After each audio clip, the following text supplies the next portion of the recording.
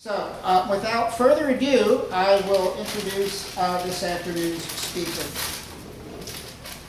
Robert F. Jefferson is an associate professor of 20th century and United States history here with our history department at UAB and has held joint appointments in the Department of History and African American World Studies at the University of Iowa. He holds a PhD in history from the University of Michigan. Dr. Jefferson is the author of Fighting for Hope, African American Troops of the 93rd Infantry Division in World War II and Post-War America, published by the Johns Hopkins University Press in 2008. He is currently working on a new book titled The Color of Disability, Vasco Hale in 20th Century America. His articles on African American GIs in World War II, Oral History and Disability Studies have appeared in Oral History and Public Memories, the Journal of Family History, to name just a few. So I think we're in for a treat from an expert right here from our own campus, and I'm delighted to introduce to you Dr. Robert F. Jefferson as he presents Frames Refocused, Black and White GIs and Social Integration during the Second World War. Thank you.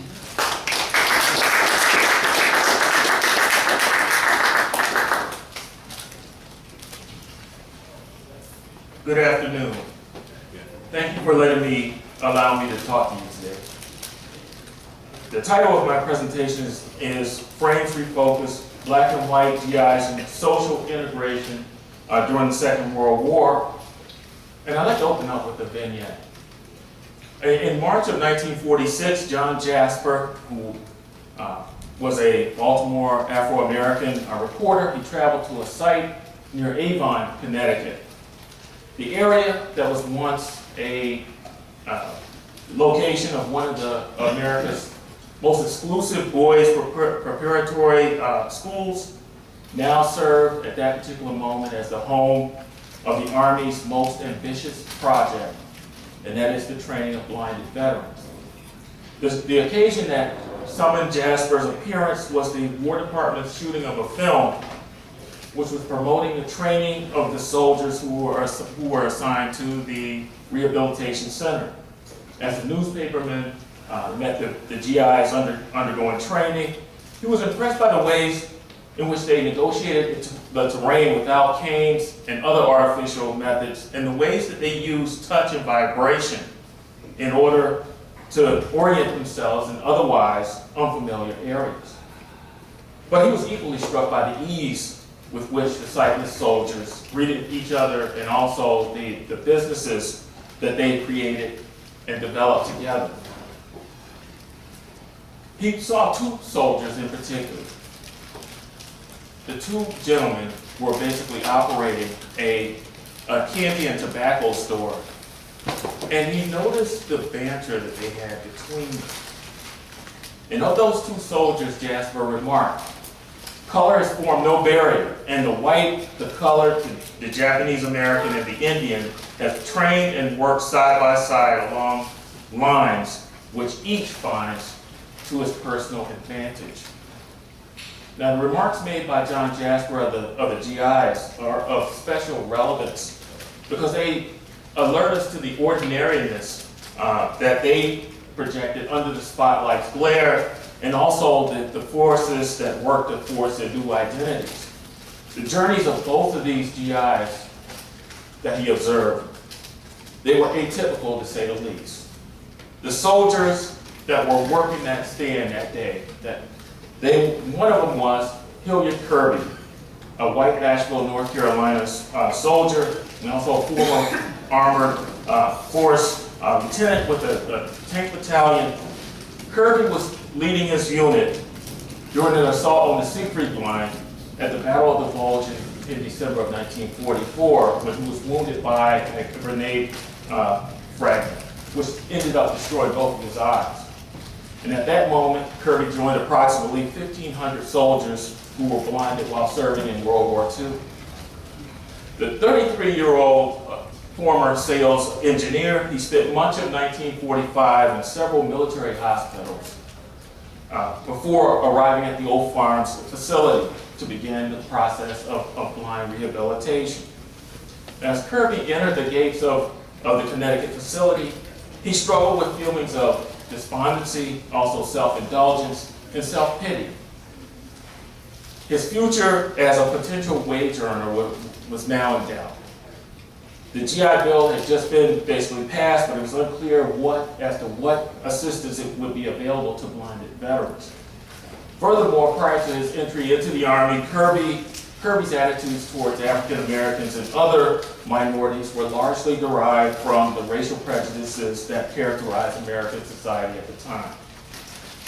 For example, the men he encountered in Europe, his reaction to the only African Americans he came in contact with were somewhat similar to those described by Larry Nevins in the popular novel of that period, Lights Out, which was written by Baynard Kendrick. He identified them according to the smell, or by the talk, or by the way they acted, or the way they thought. At the time of his injury, Kirby told one of the hospital staff orienters he detested everything about him. But Kirby's pre-war and also wartime attitudes toward injury and race were soon tempered by the common experience of blindness and also the rehabilitation that he held with his contemporaries. Upon arriving at the Avon facility, he, along with several hundred veterans, they took classes in a wide array of subjects, including Braille, also journalism, broadcasting, mathematics, and industrial arts. At that time, Kirby was deeply impressed with the orientation instructors, especially Sergeant Archie Long, who was a longtime staff member who was assigned to this center. Under Long's tutelage, Kirby learned how to travel independently about the hospital grounds, moving first from the bed to the latrine, then from his quarters to the mess hall, and then finally to be able to travel from the Avon facility to the downtown centers of Hartford, Connecticut without a cane. The type of instruction in orientation and also mobility that the ex-GI received was consistent with that was given to all of the GIs who, once they arrived at their facilities. But the evidence also suggests that Kirby's newly found confidence in getting around may have produced a metamorphosis in his thinking on other issues. Of Long, his instructor, he stated, "He's as black as the ace of spades, but he is one of the best liked men here." But Kirby's evolving attitudes towards African Americans was far from complete. Not long afterwards, he was introduced to James Hope. Hope at that time was a 28-year-old black sergeant who was from Gastonia, North Carolina. Hope's rehabilitation and also his perceptions of race was profoundly altered by his path to sightlessness as well. After entering the Army in 1942, the former North Carolina Central University graduate was performing field training exercises with a field artillery unit in Louisiana when he and several other men found themselves subjected to friendly fire. When the firing ceased, Hope was severely injured with his vision being destroyed in both eyes. Now, while recuperating, he demonstrated considerable cheerfulness and also determination, thinking that his condition was only temporary. But after undergoing a series of operations, Army doctors told him the possibility of restoring his sight was not possible. As he agonized about his misfortune and also his future prospects, Hope's self-perception were soon enveloped with new feelings of dread and fear when hospital staff members informed him he had been reassigned to a new place, that is Old Farms Convalescent Hospital, in December of 1945. Up to that point, he had had negative encounters with white servicemen. As he traveled to the Connecticut Center, Hope recalled thinking, quote, I was totally unprepared for what was to happen next because I was removed from the normal world and life that I had known since birth. A world where the white man's hate and prejudice was always directed towards the Negro. Now, the sense of alienation and also of blindness, as well as racism, that Hope anticipated in the new setting reached new heights once he arrived at Old Farms. For instance, upon entering the facility, white staff attendants promptly stripped the GI of his long cane before ushering him into a large room where vocational counselors described the purpose of the hospital and also discussed the readjustment problems that blinded soldiers encountered at the facility. Now, in the days and weeks that followed, Hope spent a considerable amount of time basically working with sighted as well as blinded orienters who put him through the paces of obstacle perception and muscle memory. More about that in a few minutes. But while negotiating this new setting, he witnessed numerous instances in which racism was simply not tolerated. Among the individuals who left an indelible mark on his collective memory of that period was one Edward Rice, a sightless white sergeant from Massachusetts. Rice, who was a former Perkins School for the Blind instructor, taught Hope and other soldiers how to walk around the grounds without a cane. But more importantly, he also chastised both white and black soldiers alike who exhibited racial prejudice in the ranks. Years later, Hope basically described with admiration the young, non-commissioned officers, militant and pro-normalization, and also anti-racist message. And that message that was imparted to them constantly. He stated years later, there was a section sergeant in our group who was very popular, very intelligent, extremely bright, and totally blind. He would tell us that those who lost their sight in the war don't know the meaning of race or prejudice. Blindness blotted out all prejudices. Our aim now is to show the world the things blind people can do. Shortly afterward, Hope began to develop his own priorities, gradually paving the path to reorientation, taking classes on Braille and typing, economics, and management. And it was in those classes where he was introduced to Hilliard Kirby.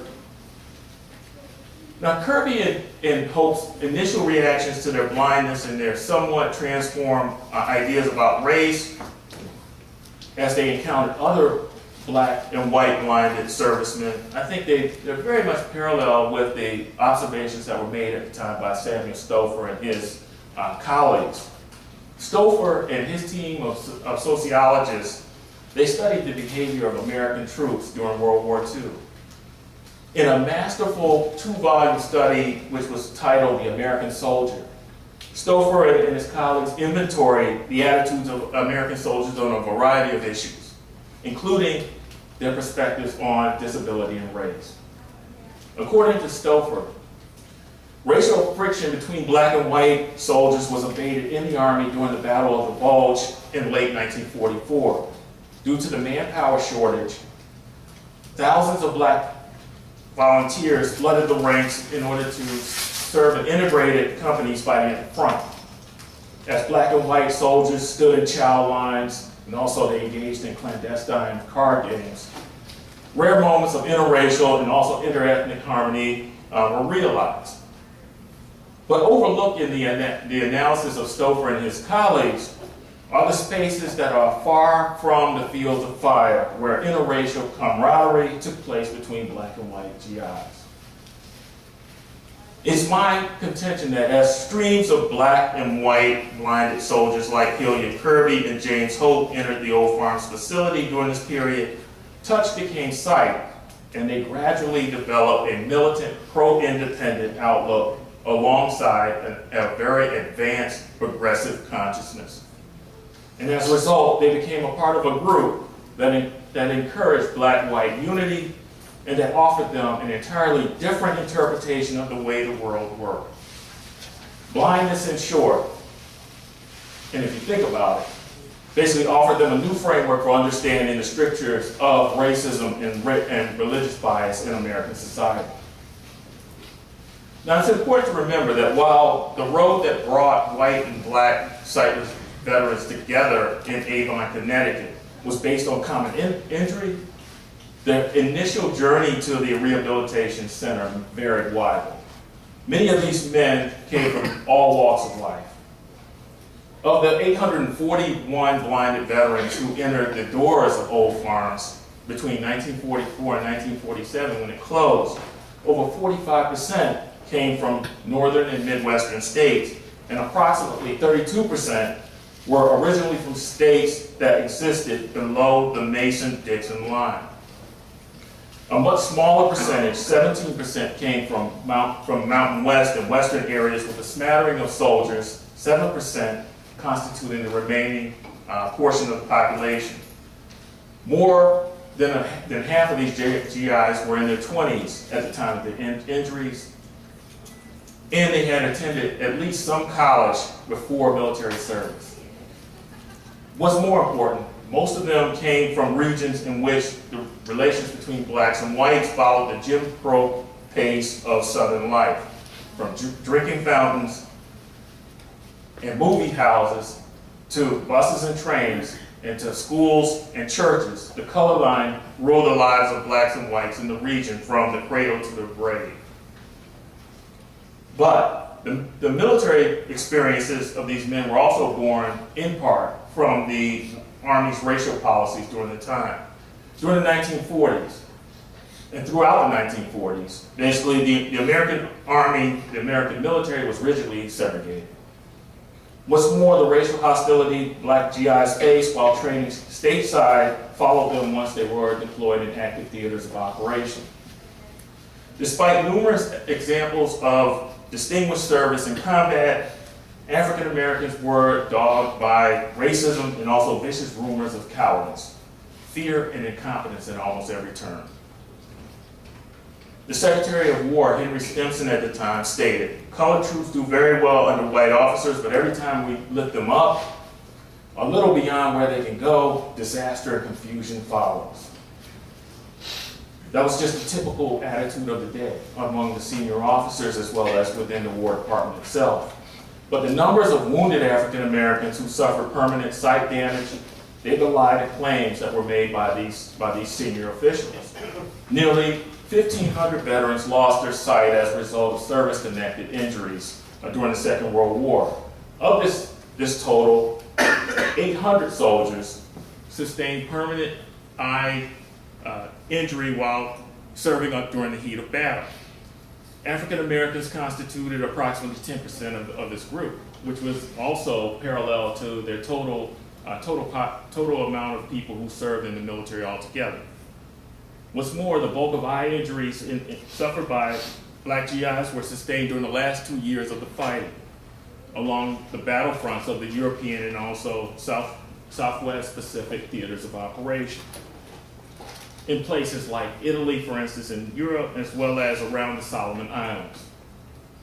Now, as a result of this, you see the evacuation hospitals, the general hospitals, and also the air evac hospital ships, as well as the debarkation hospitals, witnessing a steady flow of blinded veterans who were desperately in need of surgical and medical care.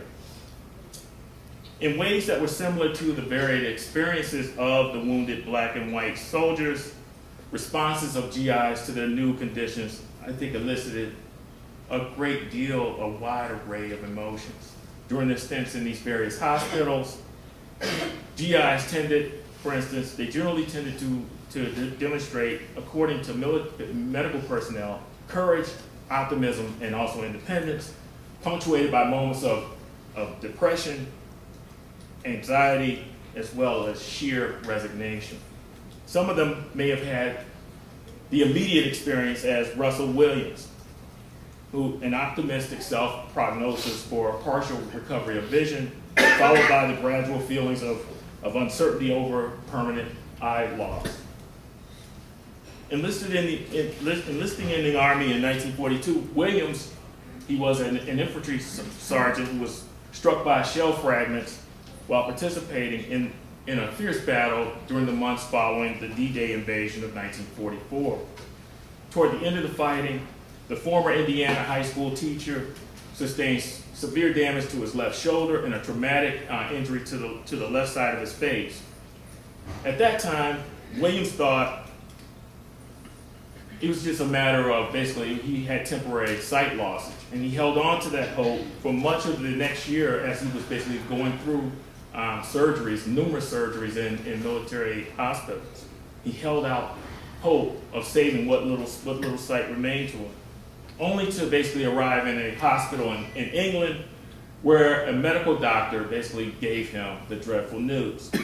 He remembered, I was transferred to England where a doctor realized how preoccupied I was with my left eye and whether I was going to be able to see.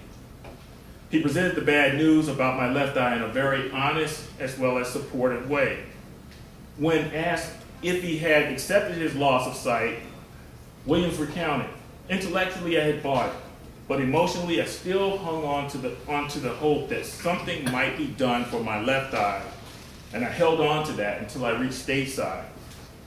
After a short stint in Valley Forge Army Hospital in Pennsylvania, Williams continued to fiercely hold on to those feelings, initially rejecting and then finally grudgingly accepting the aid of the medical staff before boarding a train heading north to the Connecticut facility in March of 1945. Old Farms veteran Vasco Hale, who was an African-American resident of West Virginia, held similar hopes.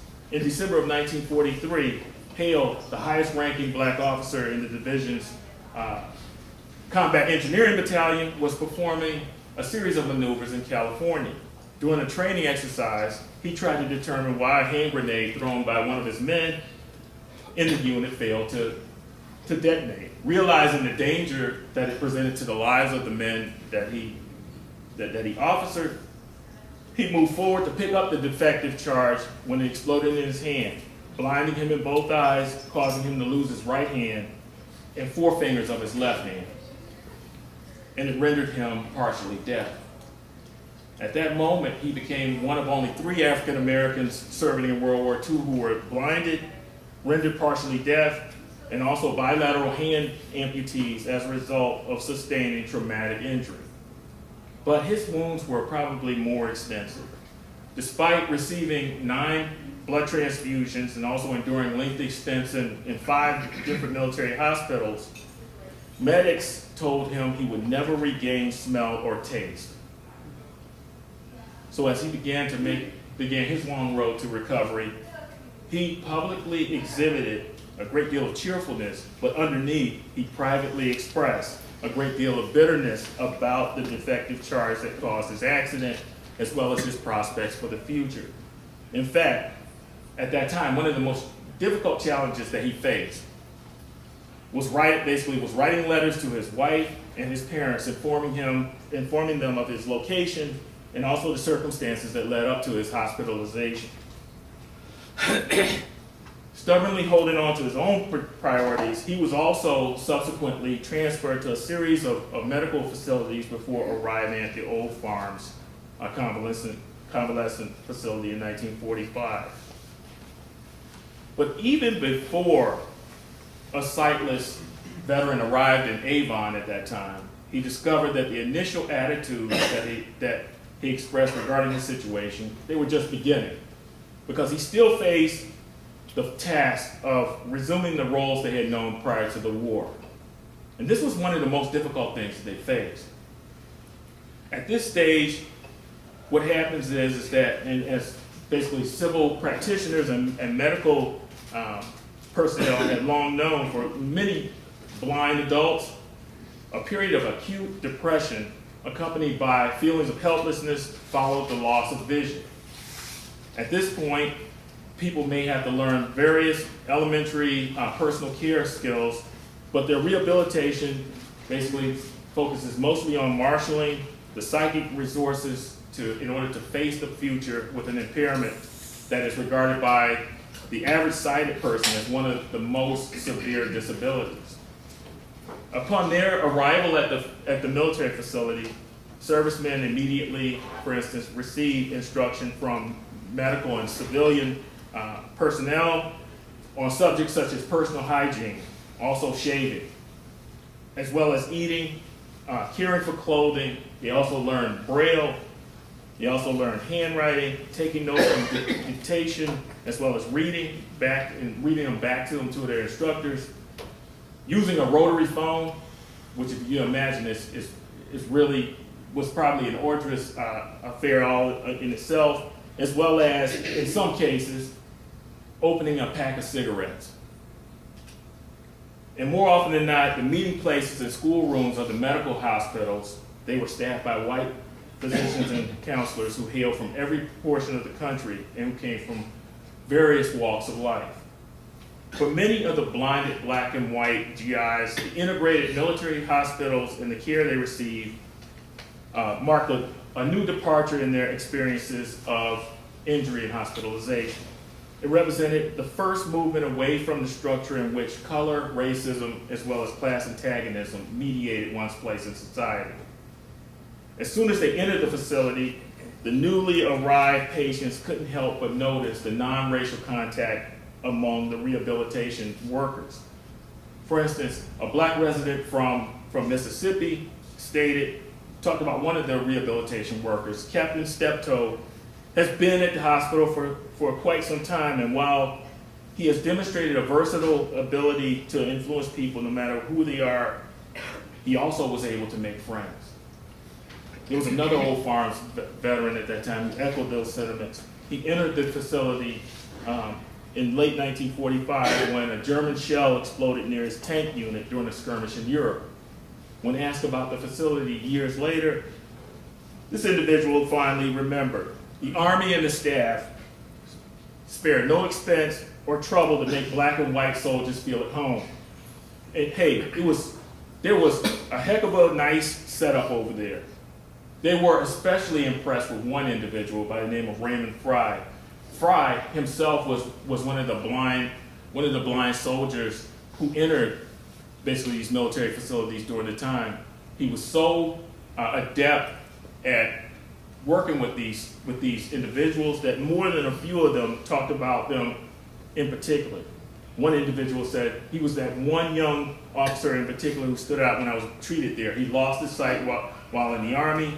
He came to help me realize that blindness is not too serious an obstacle to my future career, but an inconvenience which has to be overcome by another and which I could master. It was a lesson that I will never forget. Now the thing to remember is that the response of the GIs to the rehabilitation workers were also basically buffered by the attitudes that they experienced in civilian society as a whole. For instance, among the more observant of these GIs, they realized that they were at that time being subjected to pernicious forms of prejudice. For instance, frequently they experienced being stared at and of being objects of unwanted attention and unflattering stereotype. More often than not, the attention they received from passers-by was not only intrusive, but blatant demonstrations of pity intermingled with disdain. For example, upon entering Phoenixville, Pennsylvania, after losing his sight during a combat mission over Vienna in 1944, 23-year-old Lloyd Greenwood remembered receiving pats on the head and dollar bills shoved into his pockets from strangers on the street. Claude Lewis, a black enlisted man from Tennessee, recalls when he arrived in Philadelphia en route to the Old Farms facility that he was sometimes taken as a beggar in search of charity, with passengers basically placing coins in his hands as he departed the train station. And still others, like Zanesville, Ohio artilleryman Robert Seaver, distinctly remembers hearing a townsperson make the following comment about blinded servicemen like himself at the time. Seaver remembered, someone saying, I think everything in the world should be done for blind soldiers, but I don't want to get near them.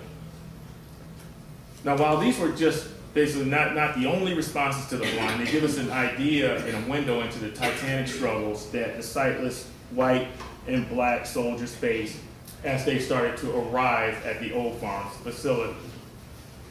Now, it was a combination of these attitudes and events that structured the attitudes as well of the majority of black GIs as they moved towards social readjustment, as they made their way along the 12-mile road leading up to the Old Farms Convalescent Hospital during this period. From the moment the first contingent of disabled soldiers entered that English architecture that dotted the school, they stepped into a world unlike any they could ever have anticipated. First, the atmosphere, just to give you an idea of what it was like, the atmosphere was totally devoid of Army life or Army structure. And it was more like, if you could think about it and imagine, it was more like being in a hotel-like setting than a military outpost. Second, the training process was as intricate and as important as any they had ever received in their life. Upon their arrival, for instance, the trainees were stripped of their canes. They were also taught to use touch in order to negotiate their immediate surroundings. Shortly afterwards, they were given scale models of the buildings of the hospital, which they studied or they brailled their features before being assigned to a sighted escort who worked to familiarize them with sites on the campus. Training aides then guided blinded soldiers through a sight memory process using a touch method, after which they were presented with a series of mobility problems that took them around the grounds of the facility. First, from their rooms to the mess hall, from the classrooms to the post exchange, which was very important to them in order to write letters, and then also, finally, from the training office to the post office. What I want to do is show you a small portion of the type of training they received. It'll give you an idea as to how Old Farms was totally different from any other general hospital that operated at that time. A man's mobility is taken away by blindness. He cannot get around because he cannot see to get around. But he learns to overcome this by orientation. At first, an orienter or guide with full vision who trains the blind in getting around works many hours to perfect the technique of his charge. Feeling the features of buildings and other details of the surroundings in which he must travel, the blind man learns the first principle of orientation. This is visualization, or knowing the plan of where things are about you. Training along this line is further aided by the use of scale models, which help the trainee establish the relationship of one building or obstacle to another. Once he has a good visualization of all the walls, corners, trees, and other things past which he must travel, he will have little or no trouble in getting about quickly and unaided.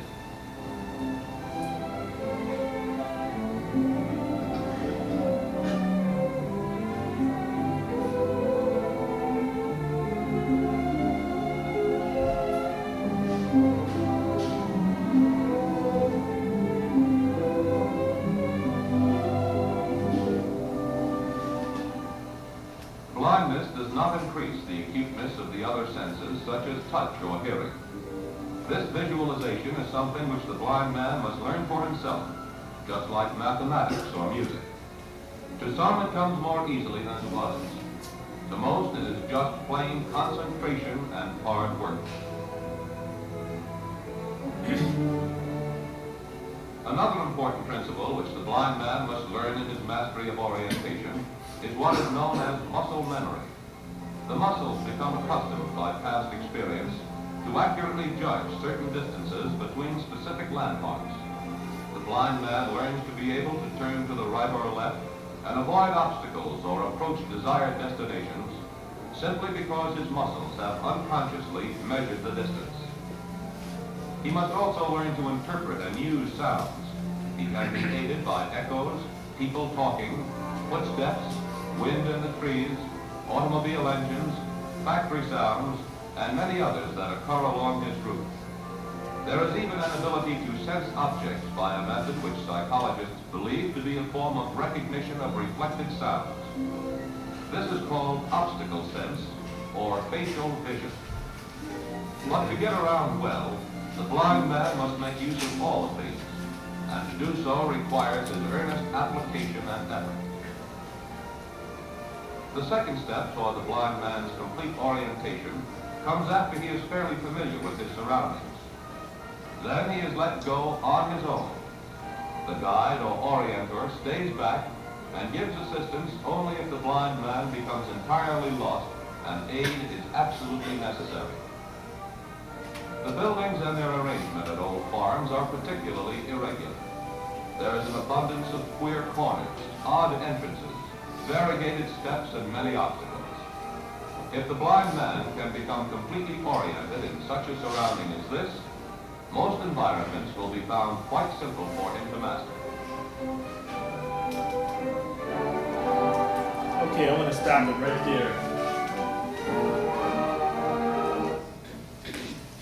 But that's to give you an idea of, and I think it points up, it gives you an idea about the old farm's experience and also how it basically differed from, the training differed from the other orientation and mobility approaches that were taken by hospitals around the country.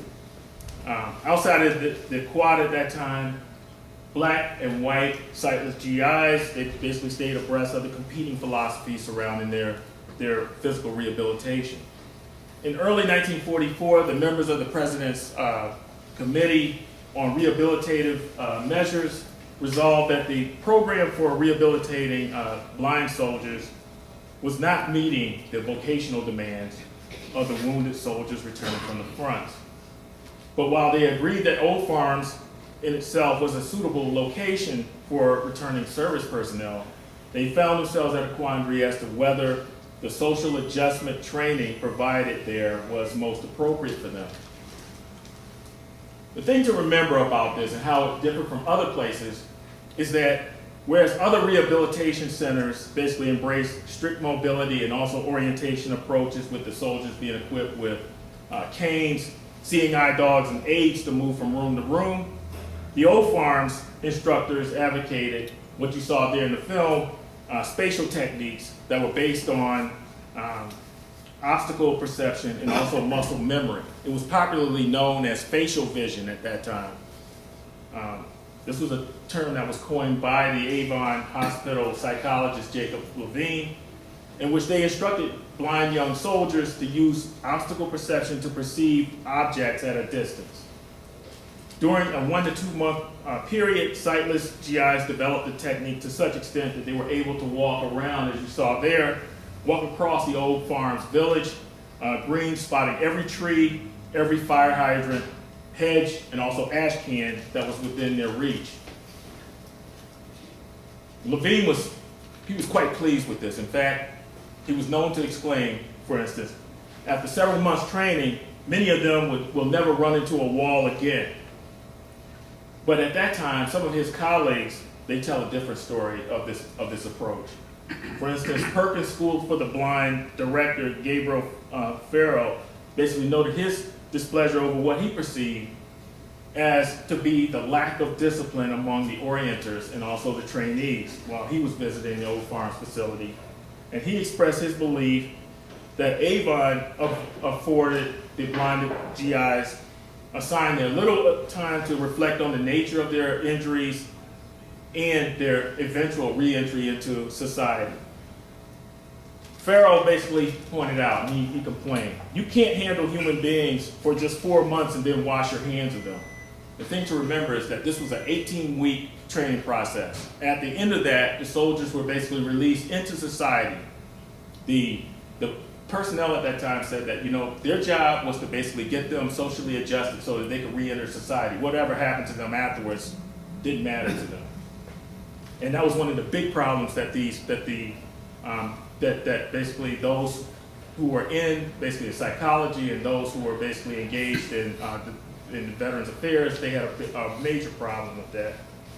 He also pointed out one of the ophthalmologists who basically traveled to observe the training facilities at the hospital may have said it best when he quoted, I observed that the trainees rapidly lost their poise and their posture rapidly deteriorates and the gait becomes that of the typical blind person. Some navigate reasonably well by reflected sounds and also familiar landmarks, while others use the familiar stumble and crash method. At this point, the ophthalmologist pointed out, my opinion of facial vision reached an all-time low. So there was a great deal of controversy surrounding this approach. But it was within the controversy surrounding their rehabilitation that the GIs began to express a new sense of camaraderie. For instance, in March of 1945, 20 black GIs gathered with 80 other blinded enlisted men and officers at Old Farms, and they formed the Blinded Veterans Association. It was the first of its kind in the country. The association adopted a very progressive policy. They resolved to improve the life chances of its membership through self-help, also self-mobility and public support, rather than elicit the feelings of pity and sympathy that the sighted world associated with the civilian blind. But above all, they set high standards for themselves and exhibited also a heightened sense of solidarity. For many of those who entered the association at that time, adjustment to blindness and also successful rehabilitation was bound up in dignity-tinged notions of manhood and also respectability. If you talk to these individuals, even at this particular moment, many of them would express with a great deal of pride how they're able to basically get around without using the long cane method. They don't use that at all. And another example, many of the BVA members, they paid careful attention to the message expressed by the association's first executive director when he uttered the following words. Since pity is distasteful for us, we should notice upon whom pity falls most often. The ragged, helpless looking beggar is truly a pitiable object, but a well-dressed, capable looking man is not, though he may be blind. Every white and black blind veteran who makes good adjustment to blindness is showing a sizable number of people that what they need to know about the blind. And it's these words of aggressive normalization that also inform, I think, their outlook on the existing prejudices that divided Americans in the wider society. For example, unlike the other larger veterans organizations, like the Disabled American Veterans, the BVA and its leaders condemned racism and anti-Semitism and strongly advocated integrated chapters at the national, the regional, as well as the state and local levels. And that is true even to this day. A lot of the legacies that are at these, basically in the state and local chapters, you see them paying very careful attention to those who basically branched out and formed those chapters from this early period. But most of all, most importantly, they also supported civil rights initiatives in order to advance the causes of African American equality throughout the 1950s and 1960s. Here's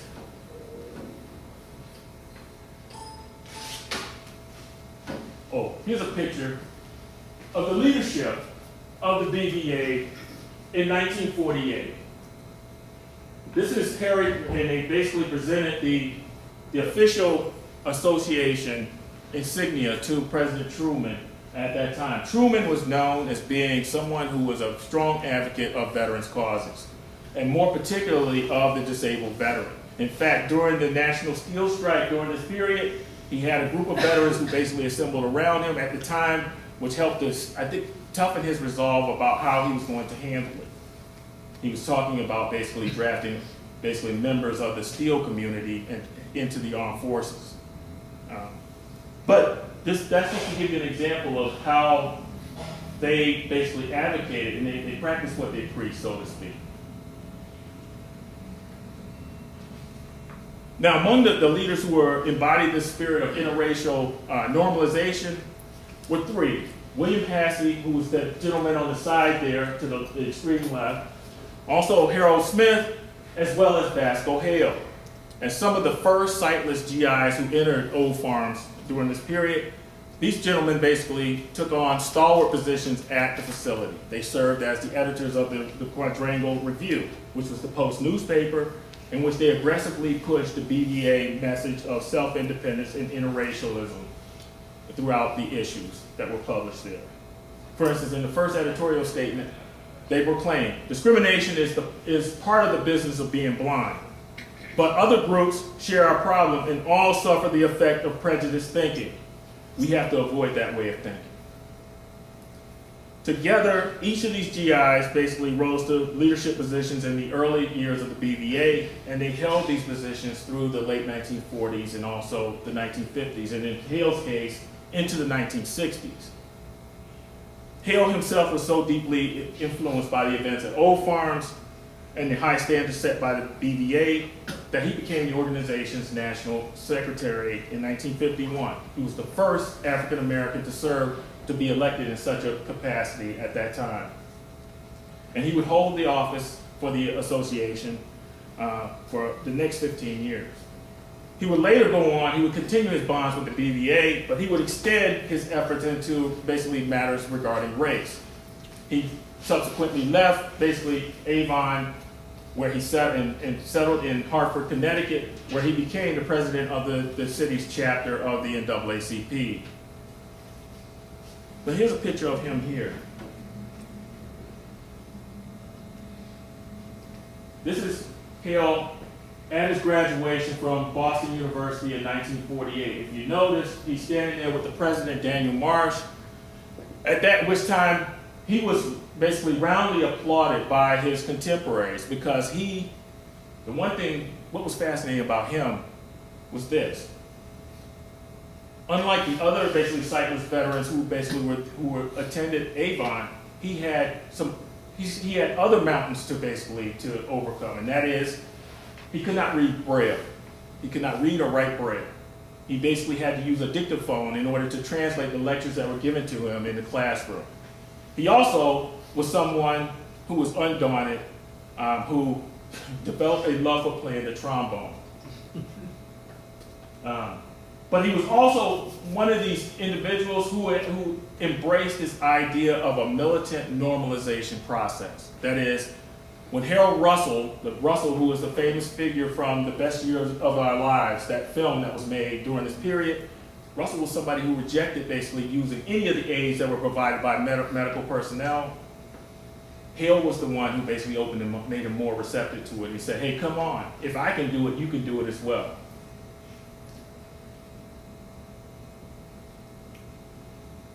But the thing I want to impress upon you is that Old Farms in itself had its day, and it allowed the individuals to, perhaps, I think in this case, it allowed them to express a great deal of their feelings about normalization, as well as the other issues of the day. Perhaps the issues of rehabilitation and race reached their fullest expression in May of 1946 when 100 blinded veterans reassembled at Old Farms to discuss an issue of vital importance to them. That is the release of Baynard Kendrick's novel titled Lights Out and his characterization of social relations among the visually impaired GIs who were at these rehabilitation centers. They were dismayed by his portrayal of them. And with that, the vast majority of those who assembled during that time basically resolved to condemn Kendrick and his book. They basically issued a resolution condemning the book and the publishing of it. And at that time, also throughout into the early 1950s, when the book was adopted to screenplay and also made a major motion picture film, you would have blinded veterans standing outside the theaters basically boycotting the film. Because they did not want the general public to walk away with the idea that that was something that they indeed endorsed. So I want to end my lecture today by talking about the aftermath of all of this. With the opening of Hines Hospital in Illinois, Old Farms Hospital closed its doors in 1947. As the civil rights struggles of the 1950s and 1960s gave way to the movements toward individualism and austerity, at the end of the century, the public memory of the interracial independence that the facility promoted faded into obscurity.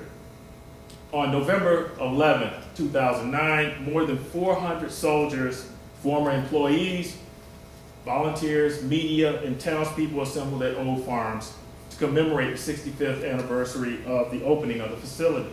Among those who witnessed the speeches given by members of the Avon Historical Society and the VFW members about the soldiers who entered the gate of the facility as callow youth stood Russell Williams.